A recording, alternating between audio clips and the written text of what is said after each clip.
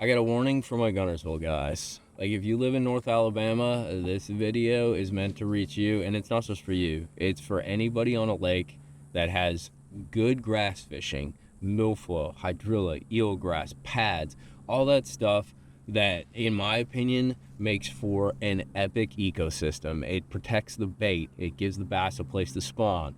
It keeps the water clean. It gives it that beautiful, clearish, greenish, like just that gorgeous, like tannic look in Florida.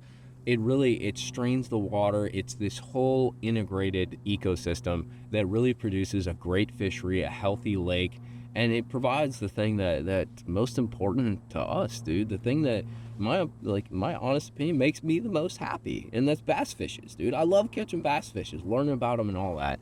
And this kind of saddens me to say, because I come from a place in Florida where I literally saw this process play out to the worst and most negative sort of outcome that you could get to. And now it's just spiraled absolutely out of control. And it's one of the main reasons that I moved away from Florida, and that's spraying grass. A few weeks ago, there was a press conference in Jackson County. Some of the Scottsboro kind of big wigs and that, the politicians, lovely, right? They had a press conference talking about grass management on Lake Guntersville. And I'll be the first to admit, there's a lot of floating grass. There's a lot of floating eelgrass. I understand that it gets onto these rich people's docks and they're frustrated. If I owned a lake house, I would probably be frustrated too. But the press conference was about grass management. There's been some harvesting on Guntersville. Basically harvesting is when they got these barge looking things like 25, 30 foot long, big orange kind of tractor looking boats, and they have big spinning wheels on it. They basically go and they cut the grass, or the spinning wheels just pick up the grass. So they either cut it and pick it up, or if there's just a bunch of floating grass around, that spinning wheel basically kind of drags it in and like grabs it and throws it into a pile. They drag it off the lake and put it away. And the harvesting, in my opinion, is just fine. We need to clear out boat trails. There needs to be navigation, functional navigation on the lake. There's no doubt about that. However, one of the topics that came up was spraying. And spraying is when you take herbicides that are specifically meant to kill specific types of vegetation. So a couple realities about that. Whenever you take some kind of chemical and you put it in the water, you can't get it out. It's in the water. The other thing is water flows, right? Especially on a place like the Tennessee River. There's current, there's water movement. You spray that stuff in one area, it does not stay in that area. It circulates around between wind current as well as river current, and it ends up in places you did not want that stuff.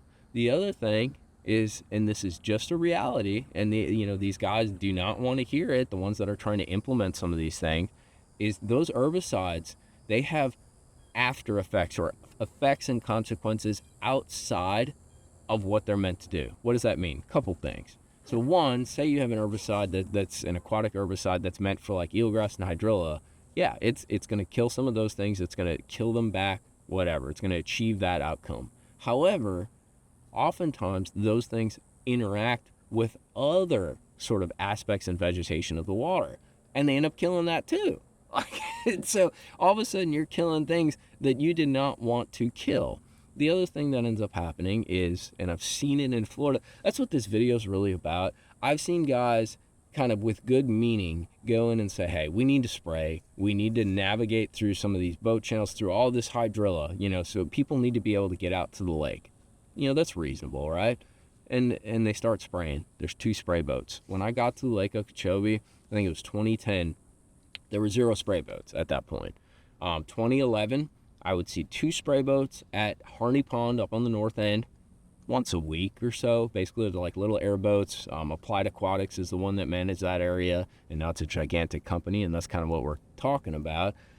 I think I left in 2017, 2018, every single day there would be 20 to 30 airboats on Lake Okeechobee spraying.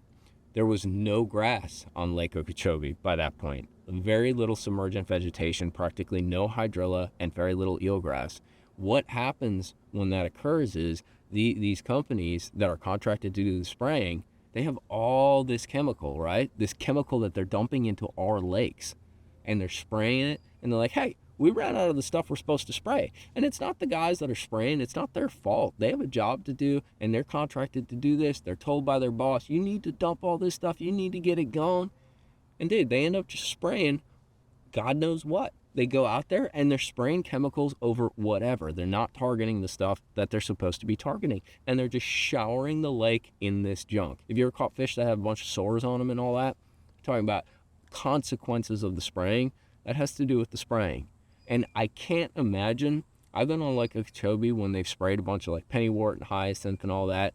I cannot imagine it's very healthy for me to be around that stuff, breathing it as it's floating around in the air. You know, there's the big Roundup suit and all that. Like, this is basically grass killer, but for water. Like, it can't be good for people, right? It's in the air, it's airborne, they're spraying it, it's misting. Not so good. So, you know, this video is about just a simple thing.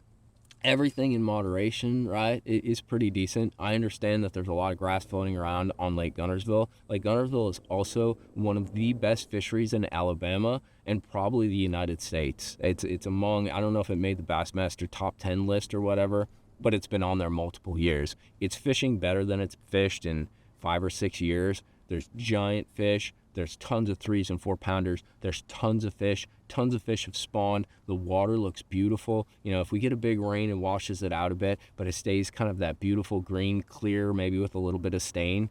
The grass is an integral part of that ecosystem and the way it's thriving. And these guys want to come in because people are complaining about their boat docks having grass on them, and the Army Corps of Engineers complaining about grass going through the dams and screwing up the dams. And they want to make all these changes without paying any attention to, hey, we're in a great place for tourism. We're in a great place for our fisheries, for water quality. We want to come in and make this gigantic change and start doing this spraying, adding chemicals to the water, and literally, in my opinion, end up on the pathway to Florida and screw everything up that's good that's going on. I do understand there needs to be management, but at the same time, nothing is ever sort of like small. You know, when it comes to these kinds of programs, they start off as little things, and then people see money signs, they see dollar signs, and all of a sudden it blows up, and the problem that they're trying to solve actually becomes the problem that they're creating. And that's the biggest thing I'm worried about. Florida has been absolutely devastated, the freshwater fisheries, by spraying. And you can blame it on, you know, the red tide. I mean, there's all these different factors. But the reality is, if you're interested in freshwater fishing, one of the worst things in the past 10 years for our fisheries has been spraying. And if I'm being totally honest, like I said, one of the main reasons I left and moved to Alabama is the way that these lakes were being treated and managed. It went from a couple spray boats to an army of spray boats, not just on Lake Okeechobee, but across all of the lakes throughout Florida. They all have their own divisions, their little freaking crews, and it's disgusting. And they spray the stuff everywhere because they need to get rid of the chemicals.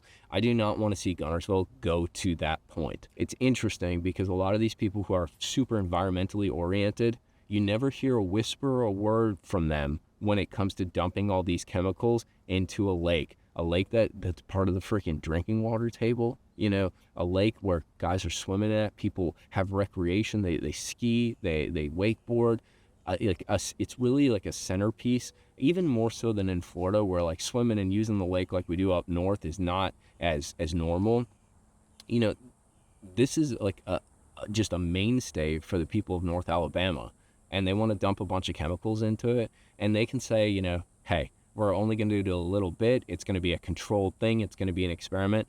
That's what it always starts as.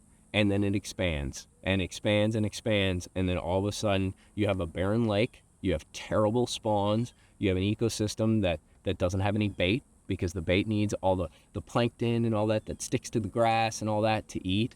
And you break up the beautiful thing that's been created. Like I said, Guntersville has been fishing the best that it has in 5 years. There's more grass than I have ever seen on that lake, hydrilla, eelgrass. And that's a key component in keeping that place absolutely epic and one of the gems in bass fishing. Like, everybody knows Guntersville, right?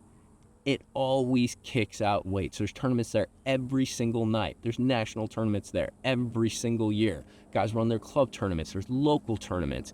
Like, it gets battered, but it keeps kicking out weight.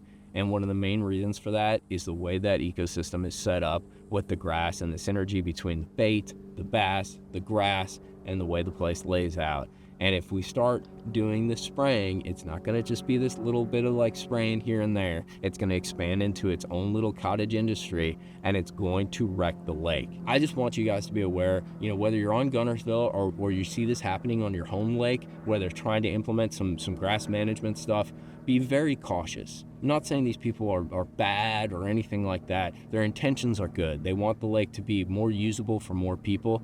The lake's a great resource. You want to enjoy that. You know, some of us don't like the ski boats and the wake boats and that, but the fact is the lake is for everybody, and we want everyone to enjoy it, but we don't want to move in a direction where the impact that we think we're going to have is fractional to the actual impact that ends up happening. And that's what I've seen in Florida. The absolute destruction of some of the greatest fisheries in the world. And I do not want to see that happen on Guntersville or anywhere else for that matter. Like, the moment people start getting involved with tweaking and doing all this like fixing stuff, you screw it up, dude.